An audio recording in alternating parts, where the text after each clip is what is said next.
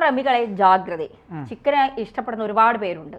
അവരോട് ഒന്ന് സൂക്ഷിച്ചില്ലെങ്കിൽ മരണം നിങ്ങളുടെ തൊട്ടടുത്ത് എന്ന് പറയാതിരിക്കാൻ കഴിയില്ല. കാരണം ഇപ്പോൾ വന്നിരിക്കുന്ന റിപ്പോർട്ടുകൾ ഞെട്ടിക്കുന്നതാണ്. ചിക്കൻ കഴിക്കുന്നവർക്ക് കനത്ത വെല്ലുവിളി നേരിടുന്ന റിപ്പോർട്ടാണ് വന്നിരിക്കുന്നത്. എന്താണ് വിശദാംശങ്ങൾ?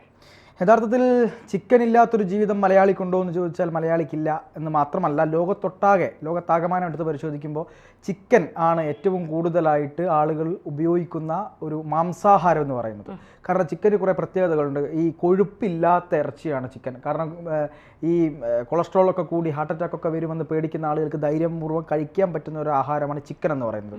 അതിൻ്റെ തൂവലിലാണ് ഈ കൊഴുപ്പ് അടങ്ങിയിരിക്കുന്നത്. അതുകൊണ്ട് ഇറച്ചിയിൽ കൊഴുപ്പില്ല. പക്ഷേ ബീഫിലും മറ്റ് റെഡ് മീറ്റുകളിലൊക്കെ ഈ മാംസത്തിൽ തന്നെ കൊഴുപ്പുള്ളത് കൊണ്ട് വലിയ ബുദ്ധിമുട്ടാണ് ആളുകൾക്ക്. അപ്പോൾ ചിക്കൻ സേഫാണ്, അത് കറി വെച്ച് കഴിക്കുകയാണെങ്കിൽ സേഫാണ്. പക്ഷേ ഇപ്പോൾ ഏറ്റവും പുതിയ പഠന റിപ്പോർട്ട് വന്നിരിക്കുന്നു. ആ പഠന റിപ്പോർട്ട് ഏതെങ്കിലും ഒരു വിശ്വാസ്യതയില്ലാത്ത കേന്ദ്രത്തിൽ നിന്നല്ല വന്നത് എന്നുള്ളതാണ്. ICMR നിന്നാണ്. അതായത് ഇന്ത്യയുടെ ഔദ്യോഗികമായ റിസർച്ച് സെൻ്ററായിട്ടുള്ള ഗവേഷണ കേന്ദ്രമായിട്ടുള്ള ICMR കീഴിലുള്ള സ്ഥാപനത്തിൽ നിന്നാണ് ഈ റിസർച്ച് വന്നിരിക്കുന്നത്. ഈ റിസർച്ചിൽ പറയുന്നത് ഈ കോഴികളിൽ, അതായത് നമ്മൾ കഴിക്കുന്ന ചിക്കൻ, അതായത് പല ഭക്ഷണങ്ങൾക്കും വേണ്ടി തയ്യാറാക്കുന്ന ചിക്കൻ മാംസാഹാരത്തിൽ, ഭക്ഷണത്തിലൊക്കെ എന്താണ് ഈ സൂക്ഷ്മജീവികളെ നശിപ്പിക്കുന്ന തരത്തിലുള്ള, എന്താണ് നമ്മുടെ നല്ല സൂക്ഷ്മജീവികളെ നശിപ്പിക്കുന്ന തരത്തിലുള്ള ആൻറ്റി മൈക്രോബിയൽ റെസിസ്റ്റൻസ് എന്ന് പറയുന്ന രീതിയിലുള്ള ഒരു പ്രതിഭാസം ഉണ്ടായിരിക്കുന്നു എന്നുള്ളതാണ്. അതിൻ്റെ വിശദാംശം എന്താണെന്ന് പറഞ്ഞാൽ, ഈ ചിക്കനിൽ അമിതമായിട്ട് ഇവർ, അതായത് കർഷകരായിക്കോട്ടെ മറ്റാളുകളായിക്കോട്ടെ, ഇവർക്ക് ആൻറ്റിബയോട്ടിക്കുകൾ കൊടുക്കും. ഈ ആൻറ്റിബയോട്ടിക്കുകൾ കഴിക്കുമ്പോഴുള്ള ബുദ്ധിമുട്ട് എന്ന് പറയുന്നത്, മനുഷ്യൻ്റെ ശരീരമായാലും കോഴിയുടെ ശരീരമായാലും തുടർച്ചയായി ആൻറ്റിബയോട്ടിക്കുകൾ കഴിക്കുമ്പോൾ ആ ആൻറ്റിബയോട്ടിക്കിനെ പ്രതിരോധിക്കാനുള്ളൊരു വ്യവസ്ഥ നമ്മുടെ ശരീരം തന്നെ ഉണ്ടാക്കുന്നു എന്നുള്ളതാണ്. അതിനെ അതിജീവിക്കാനുള്ള വ്യവസ്ഥ നമ്മുടെ ഉള്ളിലുള്ള ഈ പറയുന്ന ബാക്ടീരിയകളും നേടും. അതുകൊണ്ടാണ് നമ്മളോടൊക്കെ ആശുപത്രിയിൽ പോകുമ്പോൾ ഒരു കോഴ്സ് മെഡിസിൻ നിർബന്ധമായിട്ടും കോഴ്സ് കഴിയുന്നത് വരെ കഴിക്കണം എന്ന് പറയുന്നത്. അതിനിടയിൽ നിർത്തിക്കളയാൻ പാടില്ല എന്ന് പറയുന്നത് ഇതുകൊണ്ടാണ്. അപ്പോൾ ഈ കോഴികൾക്ക് ഇങ്ങനെ തുടർച്ചയായി ആൻറ്റിബയോട്ടിക്കുകൾ കൊടുക്കുമ്പോൾ അതിനെ അതിജീവിക്കാനുള്ള ബാക്ടീരിയയുടെ പവറും വർദ്ധിക്കുകയാണ്.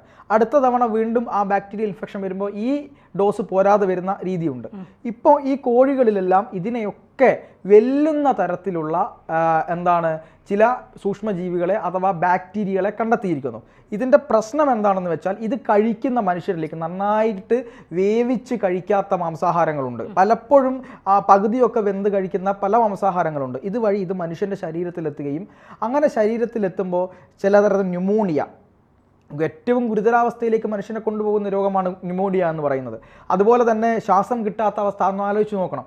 വെന്റിലേറ്ററിലൊക്കെ ആയി പോകുന്ന അവസ്ഥയാണ്. അതുപോലെ തന്നെ ചില കോളറകൾ, ചില വയറിളക്ക രോഗങ്ങൾ, ചില പ്രത്യേകതരം കഫക്കെട്ടുമായി ബന്ധപ്പെട്ട അസുഖങ്ങൾ, ഇത്തരത്തിലുള്ള അസുഖങ്ങളൊക്കെ തന്നെ ഈ ഇത്തരം മാംസാഹാരങ്ങളിൽ നിന്ന് വരുന്ന ബാക്ടീരിയകൾ കൊണ്ട് നമുക്കുണ്ടാകുന്നു എന്നതാണ് പഠനം.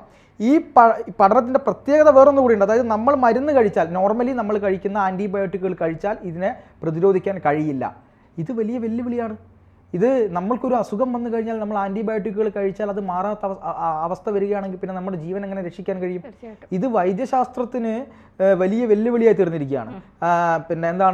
ഈ സെപ്റ്റോകോക്കസ് എന്നൊക്കെ പറയുന്ന ചില ബാക്ടീരിയകളുണ്ട്. ഈ ബാക്ടീരിയകൾ നമ്മുടെ ശരീരത്തിൽ ഗുരുതരമായ പ്രത്യാഘാതങ്ങൾ ഉണ്ടാക്കുന്ന ബാക്ടീരിയകളാണ്. ഇതിന് പലതരത്തിലുള്ള ആൻറ്റിബയോട്ടിക്കുകൾ ഇപ്പോൾ ലഭ്യമാണ്, പലതരത്തിലുള്ള. പക്ഷേ ഈ ആൻറ്റിബയോട്ടിക്കുകളൊക്കെ അതിജീവിക്കാനുള്ള കഴിവ് വരുന്നു എന്ന് പറയുമ്പോൾ അത് പേടിക്കേണ്ട സംഭവം തന്നെയാണ്. രണ്ടാമത്തത് ഇപ്പോൾ കാണിച്ചിരിക്കുന്നത് നമ്മൾ കഴിക്കുന്ന മരുന്നുകളെ അതിജീവിക്കാനുള്ള ഈ പുറത്തെ സ്ഥലങ്ങളുണ്ട്. ഈ ബാക്ടീരിയകൾക്കൊക്കെ പുറത്ത് ഒരു തൊലി പോലെ, ഇപ്പോൾ വൈറസുകൾക്ക് ഇങ്ങനെ, കൊറോണ വൈറസിനൊക്കെ ഇങ്ങനെ ഒരു ചക്കമുള്ളു പോലെ ഇങ്ങനെ കണ്ടിട്ടില്ലേ? അതുപോലെ ബാക്ടീരിയകൾക്ക് പുറത്ത് ലെയേഴ്സ് ഉണ്ട്.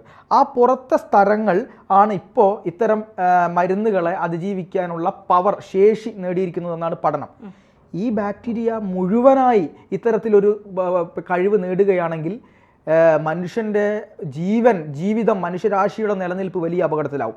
ഇതോടൊപ്പം ചേർത്ത് പറയേണ്ടത്, ഇപ്പോൾ നമ്മുടെ സംസ്ഥാന സർക്കാർ ഒരു പുതിയ നിയമം പാസ്സാക്കിയിട്ടുണ്ട്. അതായത് നിയമമല്ല, ഒരു നിർദ്ദേശം കൊടുത്തിട്ടുണ്ട്. മെഡിക്കൽ ഷോപ്പുകളിൽ കഫക്കെട്ടിനോ പനിയോ വന്നാൽ ആ സ്പോട്ടിൽ തന്നെ പോയി ഈ ആൻറ്റിബയോട്ടിക്കുകൾ വാങ്ങിക്കഴിക്കുന്ന ആൾക്കാരുണ്ട്. അത്തരം ആളുകൾക്ക് ആൻറ്റിബയോട്ടിക്കുകൾ മെഡിക്കൽ ഷോപ്പിൽ നിന്ന് കൊടുക്കാറില്ല. ഇപ്പോൾ അവർക്ക് നീല കവറിൽ മാത്രമാണ് ഇനി ആൻറ്റിബയോട്ടിക്കുകൾ ഡോക്ടറുടെ പ്രിസ്ക്രിപ്ഷനോട് കൂടി നീല കവറിൽ പ്രത്യേകമായിട്ടാണ് ഇനി കൊടുക്കാൻ പോകുന്നത്. ഇതിൻ്റെ കാരണം എന്തെന്നാൽ, ഏതൊരു പനി വന്നാലും അത് വൈറൽ പനിയാണോ ബാക്ടീരിയൽ പനിയാണോ ഇനി മറ്റെന്തെങ്കിലും കൊണ്ടുള്ള പനിയാണോ എന്നൊന്നും നോക്കാതെ ഡോക്ടർമാർ തന്നെ ഒരു ആൻറ്റിബയോട്ടിക്, പാരസെറ്റമോൾ, ഒരു അലർജിയുടെ ഗുളിക എന്ന് പറഞ്ഞ് എഴുതി കൊടുക്കുന്ന ഒരു ശീലമുണ്ട്. ഈ ശീലം ഗവൺമെൻറ് ഹോസ്പിറ്റലുകളിൽ ഇപ്പോൾ അവസാനിച്ചിരിക്കുന്നു. ഗവൺമെൻറ് ഹോസ്പിറ്റലുകൾക്ക് സർക്കാർ കർശനമായ നിർദ്ദേശം കൊടുത്തിട്ടുണ്ട്. ബാക്ടീരിയൽ ഇൻഫെക്ഷൻ മൂലമുള്ള പനിക്ക് മാത്രം അല്ലെങ്കിൽ ഇൻഫെക്ഷനുകൾക്ക് മാത്രം ഇനി മുതൽ ആൻറ്റിബയോട്ടിക്കുകൾ കൊടുത്താൽ മതി. അതായത് എനിക്കൊരു പനി വരുന്നു, അതൊരു വൈറൽ പനിയാണ്. സാധാരണ എനിക്ക് നോർമലായിട്ട് നമുക്ക് മഴയൊക്കെ കൊണ്ടാൽ വരുന്ന പനിയുണ്ട്. അത് ഒരു സാധാരണ വൈറസ് കൊണ്ട് വരുന്ന ഒരു പനിയാണ്. മഴയൊക്കെ കൊണ്ട് നമുക്ക് വരുന്ന പനി എന്ന് പറയുന്നത് ഒരു പനി എന്ന് വരുന്നത്. ആ പനിക്ക് പോലും ആൻറ്റിബയോട്ടിക് കൊടുക്കുകയാണ്. ആ ആൻറ്റിബയോട്ടിക് കൊടുക്കുമ്പോൾ എന്താണ് ഇതുകൊണ്ട് നമ്മുടെ ശരീരത്തിൽ ഉണ്ടാകുന്നത് ഗുരുതരമായ പ്രത്യാഘാതങ്ങളാണ്. നമ്മുടെ ശരീരം ഈ വൈറസുകൾക്ക് ഈ ആൻറ്റിബയോട്ടിക് കഴിക്കുന്നതുകൊണ്ട് യാതൊരു പ്രയോജനവുമില്ല. ഒപ്പം ബാക്ടീരിയകൾക്ക് ഇതിനെ പ്രതിരോധിച്ച് പുതിയ ജനിതക ഘടനയുണ്ടായി വളർന്നു വരാനുള്ള ഒരു ശേഷിയും ബാക്ടീരിയകൾക്ക് ലഭിക്കുന്നു എന്നുള്ളതാണ്. അപ്പോൾ അതുകൊണ്ട് ആവശ്യമില്ലാതെ ആൻറ്റിബയോട്ടിക്കുകൾ കഴിക്കരുത് എന്നാണ് ഇപ്പം ഡോക്ടേഴ്സും IMAയും ഗവൺമെൻറ് ഓഫീസസ് ഡോക്ടേഴ്സ് അസോസിയേഷൻ ഒക്കെ ഉണ്ട്. ഈ അസോസിയേഷനുകളും ഡോക്ടറും ICMRും ഒക്കെ പറയുന്നത് തന്നെ എന്തോ പറയാം. ഇപ്പോൾ ചിക്കൻ്റെ കാര്യത്തിൽ എന്തെങ്കിലുമൊക്കെ ഒരു നടപടി ഇക്കാര്യത്തിൽ സ്വീകരിക്കാൻ സർക്കാരുകൾ തയ്യാറാണോ? സർക്കാർ ഇത് എവിടെ നിന്നാണ് വരുന്നത്? ചിക്കനുകൾ ഇപ്പം നേരത്തെ സുനാമി ചിക്കൻ എന്നൊക്കെ പറഞ്ഞ് വലിയ രീതിയിൽ കൊച്ചിയിൽ നിന്ന് തന്നെ ഒരുപാട് പുഴുത്തുനാറിയ ചിക്കനുകളൊക്കെ പിടിച്ച വാർത്തകൾ നമ്മൾ കേട്ടു. അപ്പോൾ ജനങ്ങളുടെ ഭക്ഷണ രീതിയെ പോലും കച്ചവടമാക്കി അവരുടെ ജീവന് പോലും ഒരു വിലയില്ലാതാക്കുന്ന രീതി ഇവിടെയും അത്തരത്തിലുള്ള എന്തെങ്കിലും തന്നെയാണോ നടക്കുന്നത്? ഇത് രണ്ട് തരത്തിലാണ്. ഒന്ന്, തമിഴ്നാട്ടിൽ നിന്നാണ് ഇത്തരം കോഴികൾ പ്രധാനമായി നമ്മുടെ കേരളത്തിലേക്ക് വരുന്നത്. നമ്മൾ ആദ്യമൊക്കെ നാടൻ കോഴികളെ കറി വെച്ച് കഴിക്കുക, നാടൻ കോഴികളെ ഭക്ഷണമാക്കുക, ഇതായിരുന്നു. അത് നമ്മുടെ പുല്ലും ഇതൊക്കെ കഴിച്ച് വലിയ പ്രശ്നമൊന്നുമില്ലാതെ വളർന്ന കോഴികളാണ്. ഇപ്പോൾ പക്ഷേ അതൊക്കെ മാറി വലിയ തീറ്റകൾ, ആൻറ്റിബയോട്ടിക്കുകൾ ചേർന്ന് തീറ്റകൾ കൊടുത്തു തുടങ്ങുന്നു. തീറ്റകളിൽ പോലും ആൻറ്റിബയോട്ടിക് ചേർക്കുന്നു.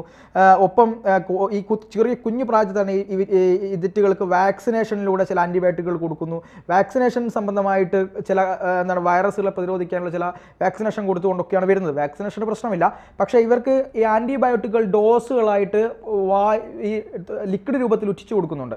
ഇത് കേരളത്തിലോട്ട് വരുമ്പോൾ കേരളത്തിലെ കർഷകരെ സംബന്ധിച്ചിടത്തോളം കോഴി വളർത്തുക എന്ന് പറയുന്നത് വലിയ ബുദ്ധിമുട്ടാണ്. കാരണം 1000 കോഴിയെ ഒരു ഫാമിൽ വാങ്ങിയാൽ 900 കോഴി മാത്രമാണ് ശേഷിക്കുള്ളൂ. കാരണം 100 കോഴി ചത്തുപോകും എങ്ങനെയായാലും. എന്നിട്ടും അത് വളർന്നു വരുമ്പോൾ 10% കോഴി പിന്നെയും ചാകുമെന്നാണ് കണക്കുകളൊക്കെ പറയുന്നത്. പിന്നെ ആകെയുള്ളത് ഒരു 890 കോഴിയൊക്കെ ഉണ്ടാവും, അല്ലെങ്കിൽ 850 കോഴിയൊക്കെ ഉണ്ടാവുള്ളൂ. ഇതിനെ ഈ കർഷകർക്ക് ഇപ്പോൾ ചൂടേറുമ്പോൾ അല്ലെങ്കിൽ ഒരു കാലാവസ്ഥ മാറി സ്പോട്ടിൽ കോഴിക്ക് പ്രശ്നങ്ങൾ വരും. അപ്പോൾ ഇതുകൊണ്ട് കർഷകർ എന്ത് ചെയ്യും? അവരുടെ ലാഭം നോക്കിയിട്ട് അവർ ആൻറ്റിബയോട്ടിക്കുകൾ കൂടുതലായിട്ട് കൊടുക്കും. നമ്മളും അസുഖം വരുമ്പോൾ ഇത് തന്നെയല്ലേ ചെയ്യുന്നത്. അപ്പോൾ അത് കൊടുക്കുന്നതോടുകൂടി ഇത്തരത്തിലുള്ള പ്രശ്നങ്ങൾ ഉണ്ടായി വരികയും ആൻറ്റിബയോട്ടിക്, അതാണ് ആൻറ്റി മൈക്രോബിയൽ റെസിസ്റ്റൻസ് എന്ന് പറയുന്ന ഗുരുതരമായ അവസ്ഥയിലേക്ക് കാര്യങ്ങൾ കൊണ്ടുപോവുകയും ചെയ്യും.